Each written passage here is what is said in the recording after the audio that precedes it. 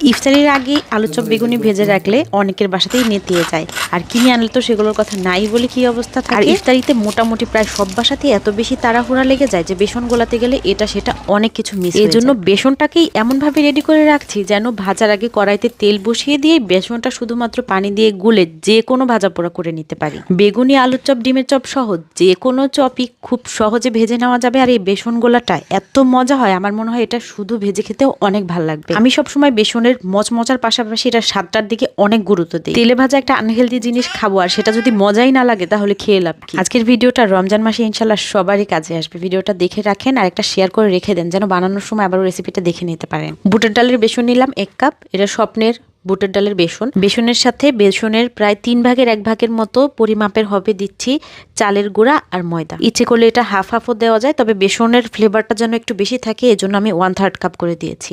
1 চা চামচ করে দিচ্ছি হলুদ, মরিচ আর জিরার গুঁড়া। আদা রসুনের ঘ্রাণটা বেসনের টেস্টটাকে কয়েক গুণ বাড়িয়ে দেয়। তো এটা পরে আবার ফ্রিজ থেকে বের করতে যদি মনে না থাকে এজন্য আমি আদা আর রসুনের পাউডার ব্যবহার করছি। আদার পাউডার নিয়েছি আধা চা চামচ আর রসুনের পাউডার নিয়েছি 1 চা চামচ। 1.5 চা চামচ লবণ, 2 চা চামচ কর্নফ্লাওয়ার আর 1.5 চা চামচ বেকিং পাউডার ব্যবহার করছি। এখন সবকিছুকে স্ট্রেনারের মধ্যে চেলে নিয়ে তারপর একটু কালো জিরা মিক্স করে যে কোনো একটা কাচের ঝাড়ে ভরে সংরক্ষণ করব। ভাজা পোড়া করার আগে জাস্ট একটু বেসন নামিয়ে নিয়ে পানি দিয়ে গুলেই যে কোনো ভাজা পোড়া করা যাবে, একদম মচমচে হবে।